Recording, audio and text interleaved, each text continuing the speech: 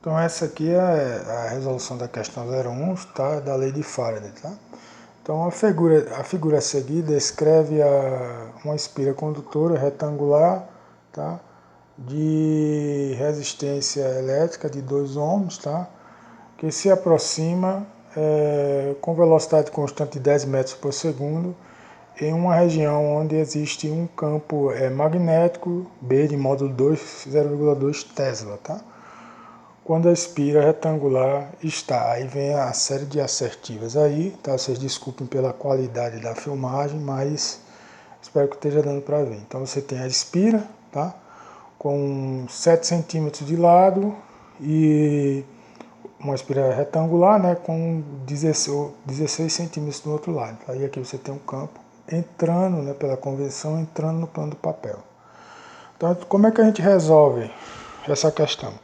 Aqui você tem um esboço, né, onde você tem a espira numa posição anterior, na posição x1, e logo depois na posição x2. Ela está entrando, esse tracejado aqui indica que ela está se movendo, no meu caso aqui, está se movendo para a direita, né, de acordo com o sentido que está aqui na seta. Tá?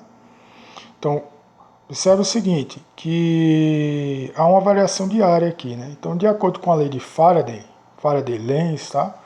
Certo? A variação do fluxo, né, a tensão induzida nessa bobina aqui é igual à variação do fluxo. Tá? Esse fluxo aqui é muitas vezes chamado de fluxo concatenado, né, que é o campo magnético vezes a área. Tá? Então, geralmente a aplicação mais geral diz que a variação do fluxo é, obviamente, né, a área vezes o fluxo inicial menos o fluxo inicial e final. Quer dizer, o fluxo final menos o inicial, aqui é o W2, né? O Φ2 aqui, tá aí aqui o Φ1, tá? E aí pela variação de tempo, T2 menos T1. Então vamos dar uma olhadinha aqui. Só que nesse caso aqui, você vai ter uma variação, que esse DDT é derivada, significa variação na verdade. E aí a gente pode simplificar, né, isso aqui como o campo é constante, ele não sofre variação, ele está entrando no plano da página. E o que vai variar ali é a área, né? Tá? Pelo que a gente viu lá, o que vai variar é a área. Tá? Ele está entrando, a espira está entrando dentro do campo magnético constante. Tá?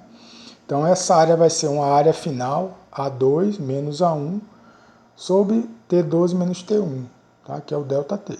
Então quando você vem aqui, ó, você vai ter que vai ser B. A área final é L1 vezes X2, tá? X índice 2. Menos L1 vezes X índice 1. Tá?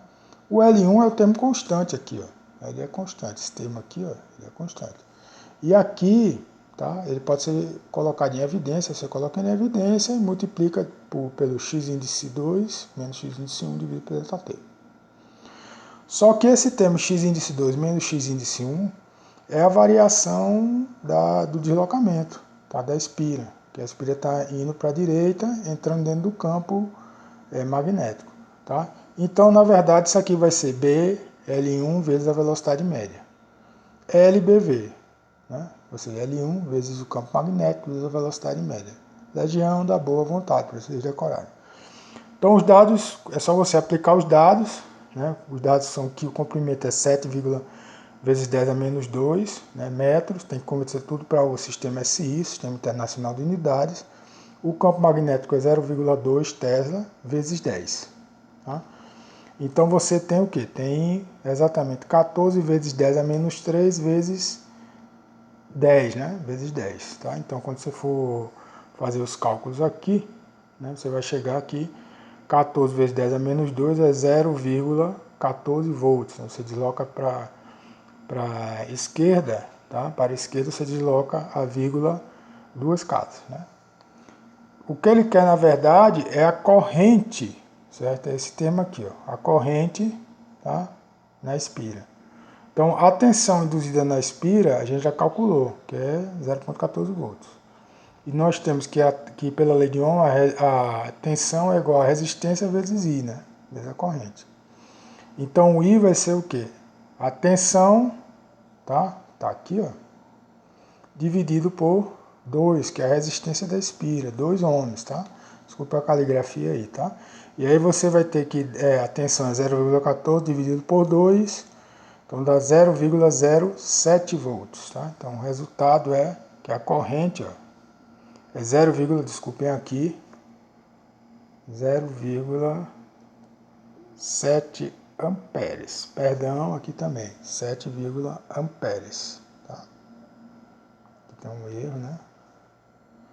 Isso aqui é igual a 0,07 amperes, tá? Então vamos voltar para nossas assertivas lá, né? Nós temos que, logo de cara, né, a gente tem que, quando a espira retangular está aí saindo da região do B, a corrente elétrica, certo? Tem valor de 0,07 amperes. Então essa é a letra correta a ser assinalada, tá? Letra A. Tá?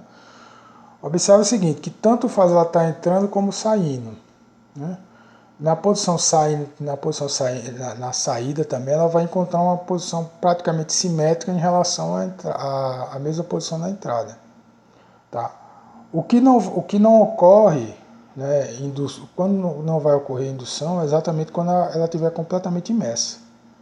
Né? Porque aí ela está imersa, não tem variação de área. A área dela vai estar sempre preenchida por um campo constante, né? E não vai haver variação, não há variação de área na espira, né? Porque a espira está com a área completamente imersa dentro do campo. Então a indução, nesse caso aqui, certo? Vai ser nula quando ela estiver imersa. Agora, quando ela estiver saindo ou entrando, aí sim, né? Você vai ter uma tensão induzida, tá? Então todas as outras questões aí, todas as outras assertivas, elas são desconsideradas, né, porque elas consideram valores, ou, por exemplo, a letra D, ela considera um valor de 11,2 Webers, né, Webers, tá, quando ela está completamente inserida dentro do campo. Tá? Então, essa questão aqui, ó, o fluxo magnético, tá? Tá vendo? É 11,2 Weber. Isso aqui não bate. Na verdade, o que acontece é que a resposta aqui é a letra A. Tá? Todas as outras, se vocês forem analisar, né, elas são discrepantes quanto à questão da lei de Faraday. Tá? E aqui nós terminamos a apresentação. Tá?